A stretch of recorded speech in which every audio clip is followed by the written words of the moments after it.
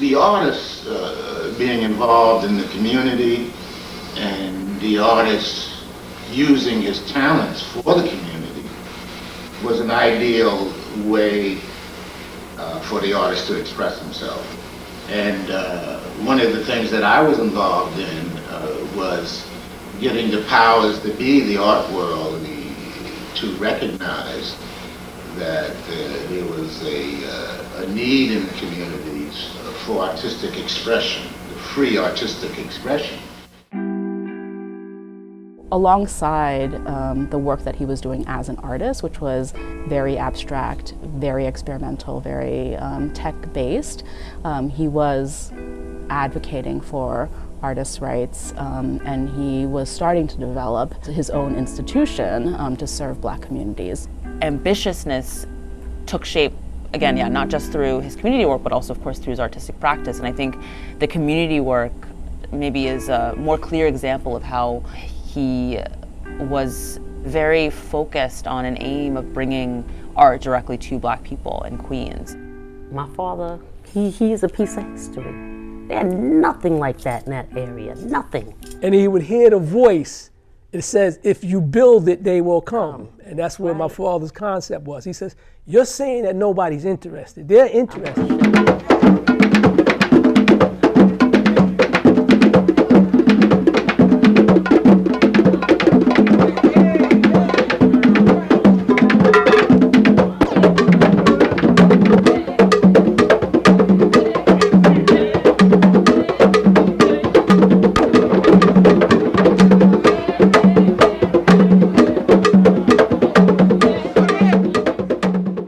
Tom Lloyd was an artist who was born in Detroit, Michigan in 1929, and he moved to New York as an infant. He became very immersed in New York as a site, as a cultural arena, as an inspiration for him in his practice throughout his life.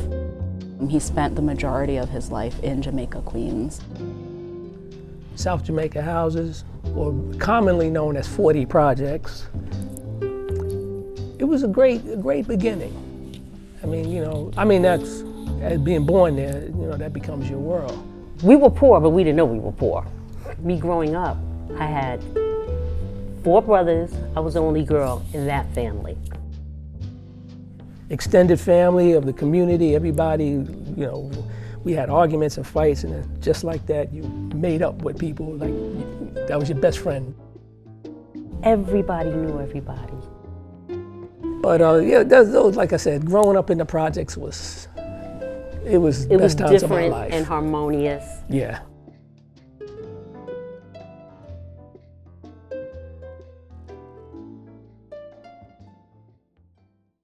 The civil rights struggle was also related to the art world. The injustices that people of color were facing during those days included what was happening in the art world, the museums, the galleries, the means of support that one could get from fellowships and grants was not available to the Black artist. So therefore, my way of expressing myself relative to that situation was through a kind of activism that was direct, a kind of activism that was perhaps different from the activism expressed all around me at the time.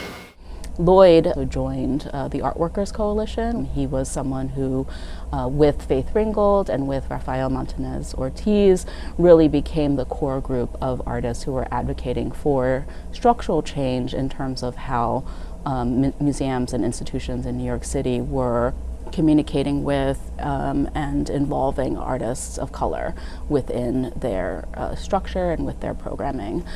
He was also a strong advocate for having people of color within administrative roles at museums. My father was involved in it. We were born into it. I didn't want to go. My father came home and he says, all right, we're going to demonstrate. That's the word he used. So a friend of mine says, where you going? And I said, I gotta demonstrate. I didn't have appreciation for him making us go, or forcing us to go until I got there. And I seen what it was. It's one thing to hear something, and one thing to actually be in it, be involved in it. Yeah. And I seen the participation of so many people, and I understood the concept of what they were trying to achieve. And that's something I had carried with me for the remainder of my life. When there was a protest, we knew why he was going and what it was about. If he went to a gallery opening, he would say, yeah, I have to hobnob with the people, because, you know, at that point, maybe he had that vision about the Storefront Museum. So he knew he had to hobnob with some artists, hobnob with people that were the ones that he had to write the proposal to. At the colleges where he was, that was his thing. He would teach them how to sketch. They would have maybe somebody come in, sit in the middle of the class, and the students had to draw this person. The main thing that I remember him saying, because this is how he felt, he says, I am teaching these rich kids, you know, giving them skills. And I know that there are people that live in our neighborhood that are just as talented as they are. And that is what gave him the fuel to start the Storefront. The outcome of the struggle against the established institutions in New York, particularly in South Jamaica, was the establishment of a community-based museum called the Storefront Museum. The Storefront Museum in Jamaica, Queens. Tom Lloyd is founder and director of the Storefront Museum. Well, I'm very honored and pleased that Brother Tom Lloyd invited me, number one, and this is right, you know, in my groove, because my work is specifically geared for the community, even though I always address myself to an international audience, but I'm basically concerned with black people. An ideal museum, one that not just sort of showed exhibitions, but also sort of gave opportunities for local residents, was a space to host, to workshop, to connect, to dance, to receive like really practical training also too, while at the same time a place that showed a very high caliber of exhibition making. Anything that he needed to be done, you know, within our capacity, we did. It was a Goodyear tire plant, the building that he sought after. And right, that's that. That is the showroom. That's how it was. It was a dusty joint, Right. You know, empty. I mean, this place was like in ruins. And he started talking about what was going to be where. And I'm like, yeah, right. Yeah, I didn't know I was going to be working for free with the scraped up knuckles and things like that. You know, and then when I seen it come, like, even though the painstaking hard work, I felt proud that I was a part of that, and seeing what it became, when it really flourished and stuff like that. The Storefront Museum opened on June 15th, 1971. One of the first exhibitions that, you know, was held at the Storefront Museum was a sort of a presentation of photographers in Queens, photographers that were living within and also outside of South Jamaica, sort of as a way to showcase the type of art that was, you know, sort of present in one's own community. You had a lot of cultural things going on in Harlem, always, even Brooklyn. Queens had a nickname being called the Desert. And I asked this guy, I said, why do you call Queens the Desert? He was from Brooklyn, this guy. He said, because you're culturally dead there. I didn't like that nickname, but it was true that Queens didn't embrace Afrocentricity and things of that nature. The heart and soul of the people, I mean, we had people come from all over the city, even out of state, but the true heart and soul, like to say, like the auto and the engine and the automobile at the Storefront, where every single person that lived in 40 projects was walking distance from it.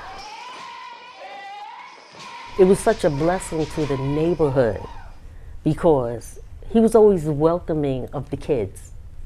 The kids coming through, they could come, you want to just look at the walls, fine.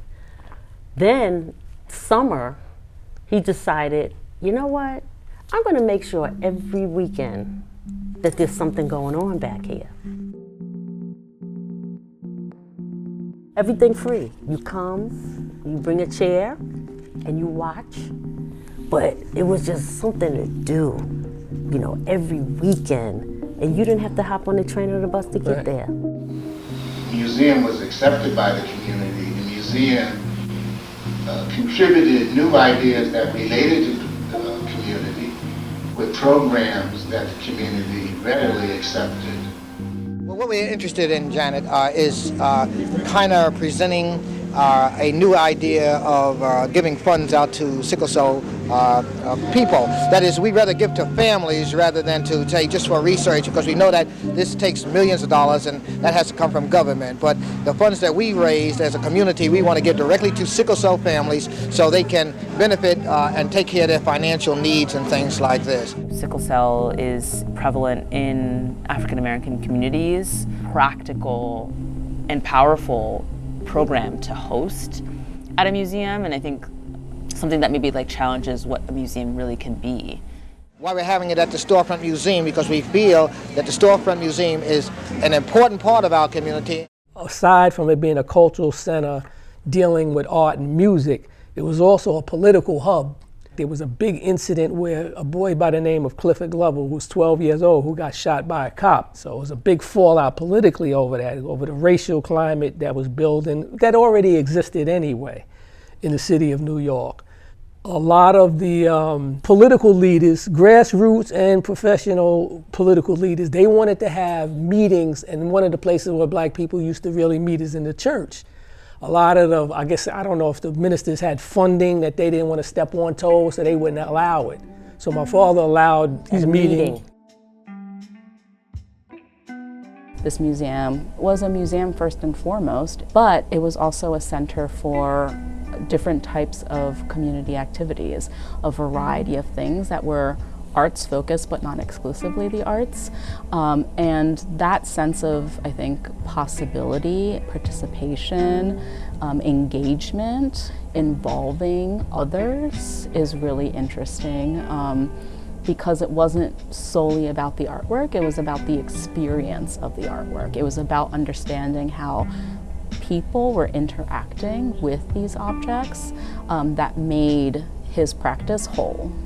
A person filled with potency, you know, filled with passion and rigor. A storefront is a property that has windows, a blur between the inside and the outside. And because of that lack of separation between the inside and the outside, there's an accessibility to what lives inside. It invites people on the street to come inside, to feel curious about what's going on inside.